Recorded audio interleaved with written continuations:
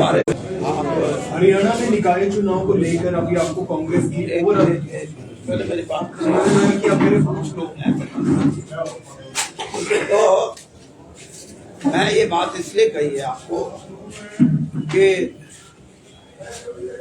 आप के जो या तो आप ये कहो कि मैं कुछ 5 मिनट अपनी बात जो मैंने वहाँ कही है यहाँ बोल दूँ, या आप ये समझते हो कि वहाँ बोलने के अलावा बहुत सी बातें हैं जो आप यहाँ करना चाहो तो सीधे सवाल जवाब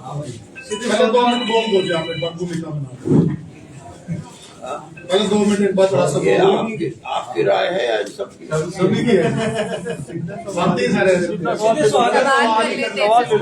देखिए हमारे जो महापौर के जी उनके और जो हमारे वार्ड में चुनाव लड़ेंगे उनकी मदद के लिए, और वार्ड में कांग्रेस के प्रत्याशी भी हैं और कांग्रेस समर्थित भी हैं, उनकी मदद के लिए यहाँ हमारे कुछ साथी जो कहीं ना कहीं राजनीतिक तौर पे बहुत सालों से मेरे साथ जुड़े हुए हैं, वो यहाँ सबकी इच्छा थी कि हम बैठ के अपनी बात करें। तो हमने एक तो ये निर्णय लिया है कि 20 के 20 जो वार्ड हैं उनमें मैं अपने 2 साथी वहाँ 2 तारीख को वोट पड़ेगा, 2 तारीख तक उनकी सेवाएं लेने के लिए उनको कहा है। और सही मायने में जो बाहरी वार्ड है, क्योंकि ये 2,68,000 महापौर का इलेक्शन होगा, उसमें 20 वार्ड है, बाहरी वार्डों में देहात से बहुत बड़ा वर्ग अपने काम के लिए, अपने कारोबार के लिए जब शहर में आना और शहर में आकर अपने आप को वही स्थापित करता है, तो जितना शहर के अंदर आएगा जमीनें या मकान या किराया उतना ज्यादा, बाहर उसको सस्ता है, तो वहाँ उनकी जनसंख्या बहुत है। और हम अपने तरीके से उनको ये कहेंगे कि शहरीकरण के बाद आपको जो सुविधाएं शहर के बिल्कुल अंदर मिलती है, जैसे लुटियन की दिल्ली में मिलती है, वो पश्चिमी दिल्ली में भी मिले, पूर्वी दिल्ली में जमुना पार भी मिले। तो इस किस्म की व्यवस्था के लिए कांग्रेस प्रतिबद्ध है, क्योंकि कांग्रेस ने ये बात विचाराधीन है कि कांग्रेस ने जो परिभाषा की है शहरीकरण की, आंकड़े ये बताते हैं अगले 10-12 साल में इस देश की आबादी का 50% आबादी शहरों में आ जाएगी, और इसलिए शहरी व्यवस्था को प्राथमिकता देना, वहाँ जो भी सुविधाएं हैं वो सुविधाओं का विकेंद्रीकरण पूरा हो। और विकेंद्रीकरण का मतलब ये नहीं है कि किसी दिशा में जहाँ प्रमुख तौर पे कोई लोग रहते हैं उनको अच्छी सुविधाएं मिले, दूसरी जगह लाइट भी 2 घंटे चली जाए तो कोई पूछने वाला ना हो, सैनिटेशन की भी व्यवस्था ठीक ना हो। तो इसलिए हम 20 के 20 वार्ड में, और खास तौर पर शहर के बाहरी वार्डों में, बाहरी क्षेत्र के जो वार्ड है उनमें महापौर के लिए और वहाँ के हमारे जो प्रत्याशी हैं उनके लिए हम अपने साथियों से कहेंगे कि वो परिश्रम करें, और मुझे लगता है कि उसके अच्छे परिणाम आएंगे। और मैंने जो 21 कार्यक्रम की व्याख्या भारतीय जनता पार्टी ने की है, उसकी सबसे बड़ी अगर मैं बात कहूँ तो जो उनकी आदत का हिस्सा बन गई कि जब असेंबली का चुनाव हो तो डबल इंजन, और अब 3 इंजन की, तो 3 इंजन में कभी भी उन्होंने तीसरे को कोई प्राथमिकता दी ही नहीं। जब वोट मांगते तो कहते कि हमारे को वोट प्रधानमंत्री मोदी के नाम से मिलती है, तो तीसरा इंजन कहाँ? फिर तो ये कहो एक ही इंजन है।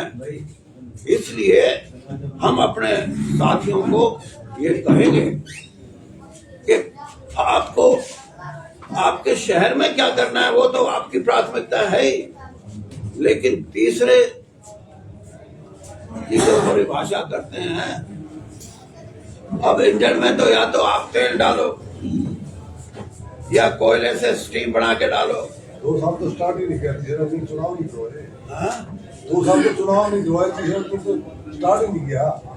और या हाइड्रोजन से भी करते हैं, हाइड्रो पावर से भी रेलगाड़ियां चलेंगी, इंजन चलेगा। तो इनमें तो किसी में डाला ही नहीं। हाँ, ये सिर्फ लोगों को भ्रमित करने के लिए, और सारी की सारी वो शक्तियां जो एक समय पे स्वर्गीय राजीव जी ने जब वो प्रधानमंत्री थे उनकी सोच थी कि जब डीसी सरकारी अफसर है तो ऊपर के जो पीएम और सीएम हैं वो जनता के प्रतिनिधि हैं, तो यहाँ क्यों नहीं।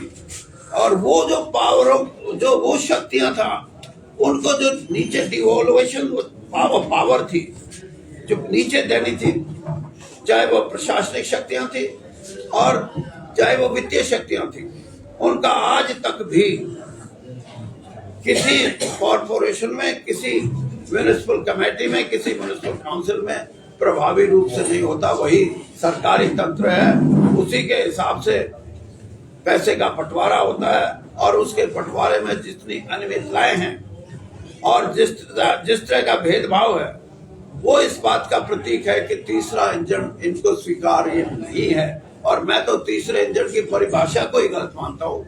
इसलिए हम ये लड़ाई लड़ेंगे, और लड़ाई इस बात की तरफ इशारा करती है कि जो इनकी कार्य पद्धति रही, पार्लियामेंट का चुनाव, असेंबली का चुनाव और ये चुनाव, ये लोगों के मन में ये बात है कि हमारा जो वोट का अधिकार है वो सुरक्षित रहेगा, नहीं रहेगा, प्रजातंत्र मजबूत रहेगा या कमजोर होगा। जो कमेरे वर्ग को जो सुविधाएं डॉक्टर भीमराव अंबेडकर के बनाए हुए संविधान में मिली हैं, चाहे वो रिजर्वेशन की, नौकरियों की हो, पढ़ाई में हो, वो सारी, उन पे भी एक प्रश्न चिन्ह है, जिससे कि आम साधारण आदमी भी इस बात को महसूस करता है। और यही परिणाम था कि 400 क्लेम करने वाली पार्टी, एनडीए बोलते हैं ना इसको, हाँ, एनडीए, जब उसकी सही मंशा पता लगी कि 400 करके क्या करोगे, तो इस देश के इसी मतदाता ने, चाहे वो कृषक समाज का मतदाता था, उनके साथ जो बर्ताव हो रहा था पिछले 3 साल से, और चाहे कमेरे वर्ग का था, जब ये आशंका पैदा हुई उनके दिमाग में, तो वही 400 की 240 पे आके अटक गई बात।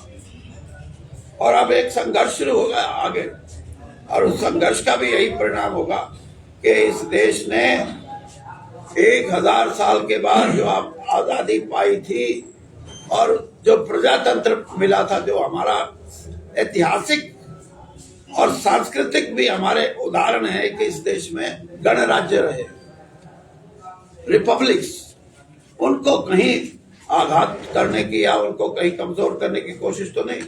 ये चीजें भी इस चुनाव का हिस्सा बनेगी।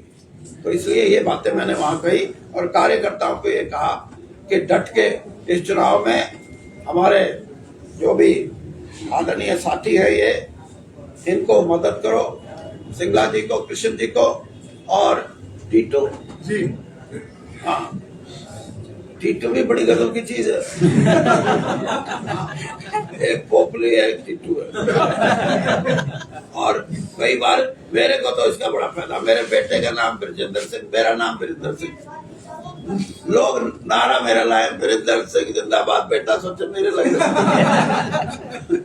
और जब मेरे लगते हो और उसके लगते हो, तो मैं सोचू मेरे लग रहे। तो टीटू के नाम की भी वोट है, और कृष्ण के नाम की भी वोट है, और कांग्रेस के नाम की, और कांग्रेस की तो है ही है। और अब आपको ये बताऊं कि सिंगला नाम की भी वोट पड़ेगी, और वो इसलिए पड़ेंगे कि हम भी सिंगला हैं। आप तो सिंगला हो पैसे वाले, हम बगैर पैसे वाले सिंगला। हाँ, जाटों का भी गोत है जो, बिल्कुल। हाँ, तो इसलिए मैंने जो बात कही, मैंने यही कहा कि हमारे जो कैंडिडेट हैं, ये पुराने कांग्रेस में इनकी आस्था रही है, और मेरे जैसा तो 10 साल सैर भी कर लिया बीजेपी की, लेकिन ये डटे रहे। मेरे भाई है, हमने कौशिक जी, इनके पिताजी के बनाया हुआ ये कांग्रेस का दफ्तर है। आज के दफ्तर में ये कह रहा था कि भाई साहब आपको नहीं पता बीजेपी के तो 5 स्टार है एरिया। मैंने कहा तेने नहीं पता, मेरे को पता है 7 स्टार है उनके, तो मैं तो उसमें घुसा हुआ हूँ। तो फर्क है ये। लेकिन जिस जमाने में कांग्रेस ने ऐसे भवनों का सोचा था, तो एक समस्या थी हमारे सामने कि भाई कुछ दुकान बना लो ताकि खर्चा पानी चलता रहे। दुकानें बनाई थी ना। तो और अब ये है कि ये मैं किस चीज की तरफ इशारा कर रहा हूँ? ये इशारा मेरा इस तरफ है कि थोड़े आदमी धर्म का नाम राज बढ़ाना और उसको पक्का जमाने के लिए 7 स्टार दफ्तरों का निर्माण करना, इस चीज पे भी सवाल उठेंगे। अब मैं कहता तो नहीं, अब वो कह रहे हैं कि वो क्या केजरीवाल की जो कोठी वो सरकारी पहले शुरू तो हुई थी, वो 48 करोड़ से बढ़ते बढ़ते 65 पे आ गए ये उनका। तो आज कोई बताओ कि भाई ये इलेक्टोरल बॉन्ड जो हैं, इनका पैसा इन दफ्तरों में कितना खर्चा आपने? यानी इस व्यवस्था पे प्रश्न चिन्ह लगेंगे। इसलिए मैं आपसे ये कह रहा हूं कि आने वाला जो समय है, लोग ये सोच रहे हैं कि कौन सी ऐसा राष्ट्रीय दल है और कौन सी ऐसी लीडरशिप है जो इन मुद्दों को लेकर लड़ाई लड़ सकती है। तो इस लड़ाई के लिए हमारे अगर अच्छे परिणाम हमारे साथी लोगों से ले सकेंगे तो हरियाणा से लड़ाई शुरू भी होगी। यही बात। चौधरी साहब, कांग्रेस के कदावर नेता में आपका नाम है और 5 और 7 स्टार भाजपा के कार्यालयों का अनुभव भी आपका जो है रहा है, तो कितना लाभदायी रहेगा इस चुनाव में? 5 स्टार 7 मैंने कहा कदावर नेता माने जाते कांग्रेस के 5 और 7 स्टार कार्यालयों का अनुभव भी भाजपा का लेकर के आए हैं, तो इस चुनाव में कितना प्रभावी रहेगा? तो यही तो बता रहा हूँ कि ये इस किस्म की कल्चर, इस किस्म की व्यवस्था किस चीज की तरफ इशारा करती है कि सत्ता में रहने के लिए धन का इस्तेमाल पूर्ण तौर पे। अरे जो 3 सीटें आई बीजेपी की एक बार दिल्ली में, और एक बार 8 आई, और वहां भी कोई ये कहे कि गवर्नमेंट तोड़ो। गोवा की गवर्नमेंट कैसे ली, मणिपुर की गवर्नमेंट कैसे ली? यानी सिर्फ हमारे को जो प्रजातांत्रिक हमारी व्यवस्था है उस पे जो प्रहार होता है उससे ही जागती है ये, जिसको आप 5 स्टार 7 स्टार कहते हैं। 5 स्टार 7 स्टार का मतलब ये है कि लोगों के मन में ये विश्वास हो जाए जो सरकार चलाते हैं कि सत्ता को हथियार अपने साथ जोड़ने के लिए पुख्ता तौर पे सॉलिड तो पैसे का इस्तेमाल किया जाए तो कोई बुराई नहीं। और इस व्यवस्था के खिलाफ लोग लड़ रहे हैं और लड़ाई ये और तेज होगी। सर आप लोग स्टेटमेंट बहुत जल्दी अपनी चेंज कर लेते हैं सर। छोटी बीजेपी की छोटी आपने ऐसी क्या कमी लगी कि आपको दोबारा कांग्रेस में आना पड़ा? मैंने वैसे इसके जवाब तो दे दिए, लेकिन फिर भी आप अगर चाहते हो तो मैं जब मैंने अपनी ये फैसला लिया कि मैं कांग्रेस छोड़ रहा हूँ तो मेरे कुछ साथियों ने ये कहा कि आप बीजेपी में जाओ। मैं ये समझता था कि बीजेपी की और कांग्रेस की जो विचारधारा है उसमें बहुत बड़ा फर्क नहीं है। कहीं ना कहीं थोड़ा बहुत फर्क हुआ तो मैं एडजस्ट कर लूंगा। और जब मैंने ये देखा, आपके सवाल का जवाब अब है, जब मैंने ये देखा कि वैचारिक रूप से ये बिल्कुल कहीं ना कहीं कांग्रेस का एकदम उल्टा रूप है, तो मैंने ये फैसला लिया कि मैं बीजेपी छोड़ नहीं रहा, बल्कि वैचारिक रूप से कांग्रेस में दोबारा जा रहा हूँ। कई साथियों ने तो वहां जब मैंने ज्वाइन किया तो आप जैसे प्रेस के साथियों ने सवाल किया कि आपकी घर वापसी, मैंने कहा घर वापसी अलग बात है, ये वैचारिक रूप से मैंने ये निर्णय लिया।